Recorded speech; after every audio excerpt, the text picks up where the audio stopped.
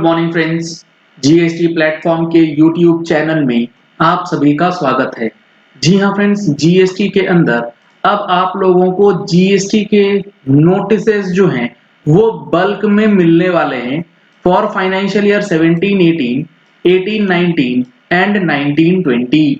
क्योंकि ये जो 3 साल हैं, इन 3 ईयर्स के लिए जो जीएसटी की एनुअल रिटर्न फाइलिंग डेट है वो ऑलरेडी जा चुकी है और अब सेक्शन 73 और सेक्शन 74 के जो प्रोविजंस हैं उसको इन्वोक करने के लिए डिपार्टमेंट ने सर्कुलर और इंस्ट्रक्शंस जो है वो इशू कर दिए हैं। बेसिकली 17-18 और 18-19 ये दो पर्टिकुलर ईयर्स जो हैं वो बहुत ही ज्यादा खतरनाक हो चुके हैं, इसीलिए क्योंकि यहाँ पर 3 साल का समय जो है सेक्शन 73 वाला अब निकलने वाला है।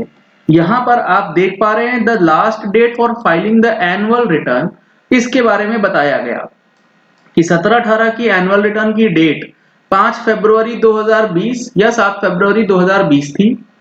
18-19 के लिए जो एक्सटेंडेड ड्यू डेट्स हैं 31 दिसंबर 2020 और 19-20 के लिए जो एक्सटेंडेड ड्यू डेट्स थी वो 31 मार्च 2021 रखी गई थी। अब आगे जो इस सर्कुलर, इस नोटिफिकेशन या इस इंस्ट्रक्शन में लिखी गई है बातें वो ध्यान से सुनिएगा क्या है। सब सेक्शन 2 और सब सेक्शन 10 कि उनसे सेक्शन किस सेक्शन का, सेक्शन 73 का, वो क्या कहता है। सब सेक्शन 2 कहता है कि प्रॉपर ऑफिसर को इशू कर देना है नोटिस सेक्शन 73 के अंदर at least 3 months prior to the time limit specified in sub section 10। यानी कि सब सेक्शन 10 के अंदर जो ऑर्डर इशू होना है उस ऑर्डर के इशू होने से 3 महीने पहले कम से कम आपको नोटिस का इशुएंस जो है वो दिखलाना है। और सब सेक्शन 10 के अंदर जो बातें लिखी गई कि the proper officer shall issue the order under sub section 9 within 3 years from the due date of furnishing of annual return. तो due date of furnishing of annual return for the financial year to which the cases pertains. तो 17-18 के लिए जो order pass करने की date है वो क्या है, 5 फरवरी या 7 फरवरी अगर पकड़े तो 5 फरवरी 2023 या 7 फरवरी 2023 ये है लास्ट डेट, टाइम बार्ड हो जाएगा। उसके बाद 17-18 का कोई भी ऑर्डर 7 फरवरी 2023 के बाद इशू नहीं किया जाएगा और 7 फरवरी 2023 से कम 3 महीने पहले नोटिस जो है वो इशू हो जाना चाहिए। तो कुल मिलाकर के 7-8 महीने का समय, लगभग 1 साल का समय बचा है जिसके अंदर ये सारी प्रोसीडिंग्स जो हैं वो प्रॉपर ऑफिसर्स को करनी है फॉर फाइनेंशियल ईयर 17-18। अगर 18-19 की बात करें तो इसमें लगभग 10 महीने का एक्स्ट्रा समय जो है वो अभी दिया गया है। तो 17-18 और 18-19 जो है इसके लिए आपकी तैयारी अब बेहतरीन तरीके से आपको कर लेनी है।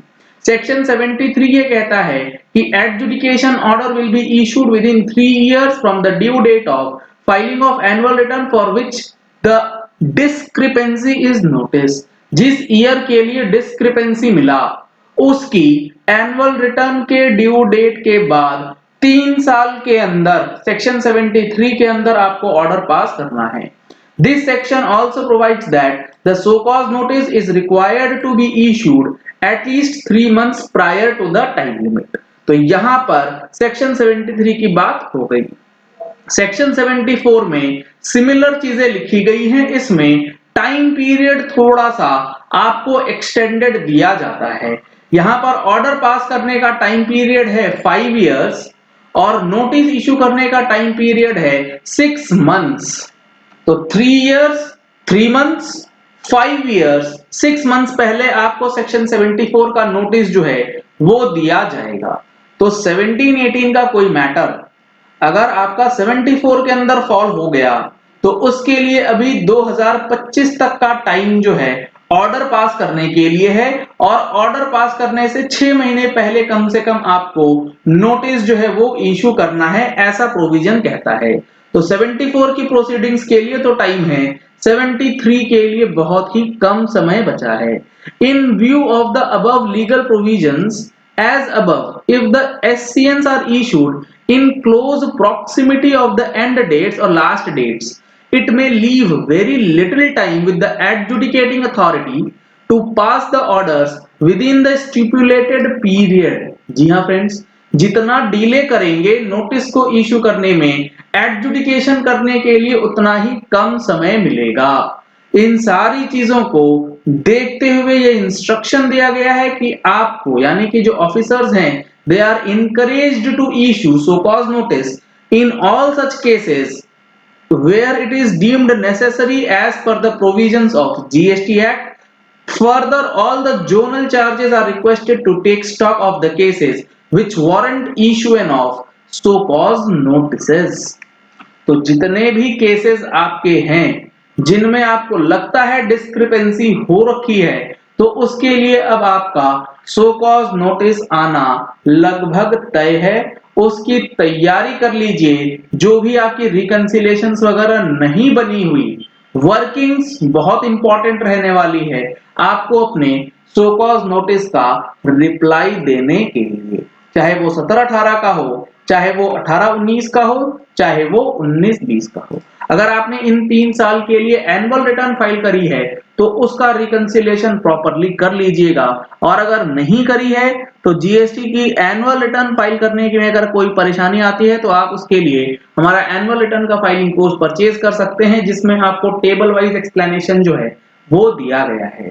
कोर्स परचेज करने के लिए आपको नंबर्स स्क्रीन पे दिए गए हैं, इन नंबर्स पे कॉल करके व्हाट्सएप करके आप डिटेल्स ले सकते हैं। जो हमारे मोबाइल एप्लीकेशन पे कोर्सेज अवेलेबल हैं वहां से आप डायरेक्टली ले पाएंगे।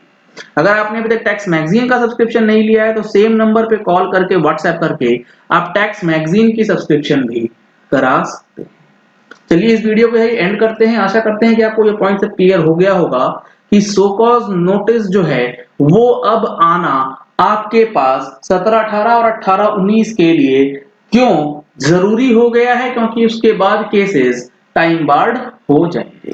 अगर आपने हमारे चैनल पे फर्स्ट टाइम ट्यून इन किया है तो चैनल को सब्सक्राइब करने के लिए नीचे दिया गया रेड कलर का सब्सक्राइब बटन प्रेस कर लीजिए। साथ में जो बेल आइकन है उसे प्रेस कर लीजिएगा ताकि वीडियोस की नोटिफिकेशंस आप तक रेगुलरली पहुंचती रहें। Thank you and have a nice day.